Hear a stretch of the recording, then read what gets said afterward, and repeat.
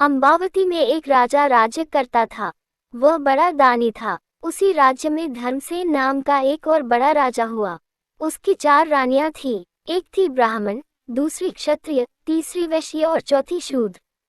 ब्राह्मणी से एक पुत्र हुआ जिसका नाम ब्राह्मणीत रखा गया। क्षत्राणी से 3 बेटे हुए।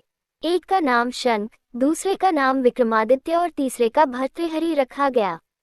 वैश्य से एक लड़का हुआ जिसका नाम चंद्र रखा गया। शूद्रानी से धन्वंतारी हुए। जब वे लड़के बड़े हुए तो ब्राह्मणी का बेटा घर से निकल पड़ा और धारापुर आया। हे राजन, वहां के राजा तुम्हारे पिता थे। उस लड़के ने राजा को मार डाला और राज्य अपने हाथ में लेकर के उज्जैन पहुंचा। संयोग की बात है कि उज्जैन में आते ही वह मर गया।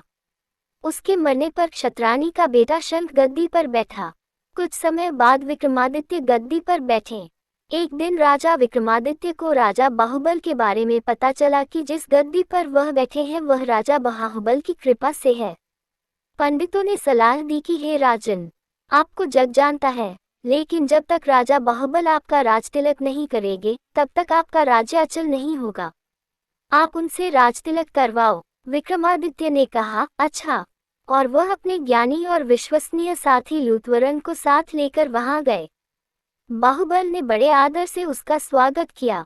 5 दिन बीत गए। लूथवरन ने विक्रमादित्य को सलाह दी कि जब आप विदा लेंगे तब राजा बाहुबल आपसे कुछ मांगने को कहेंगे।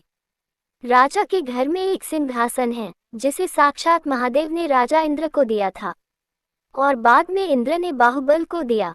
उस सिंहासन में ये गुण है कि जो उस पर बैठेगा वह 7 द्वीप नवखंड पृथ्वी पर राज करेगा।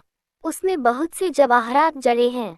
उसमें सांचे में ढालकर 32 पुतलियां लगाई गई है। हे राजन, तुम उसी सिंहासन को मांग लेना। अगले दिन जब विक्रमादित्य विदा लेने गए तो उसने वही सिंहासन मांग लिया। राजा बाहुबल वचन से बंधे थे। बाहुबल ने विक्रमादित्य को उस पर बिठाकर राजतिलक किया और बड़े प्रेम से विदा किया। राजा विक्रमादित्य ने लौटते ही सभा की और पंडितों को बुलाकर कहा, मैं एक अनुष्ठान करना चाहता हूँ। आप देखकर बताएं कि मैं इसके योग्य हूँ या नहीं।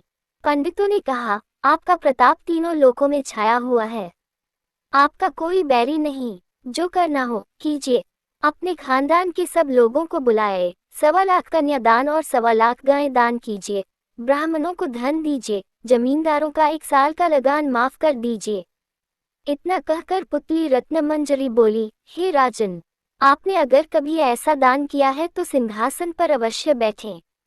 पुतली की बात सुनकर राजा भोज निराश हो गए। आज का दिन तो गया। अब तैयारी करो, कल सिंहासन पर बैठेंगे। इस तरह सिंहासन 32 की पहली पुतली ने राजा भोज को नहीं बैठने दिया और अगले दिन दूसरी पुतली चित्रलेखा ने सुनाई राजा विक्रमादित्य की कहानी।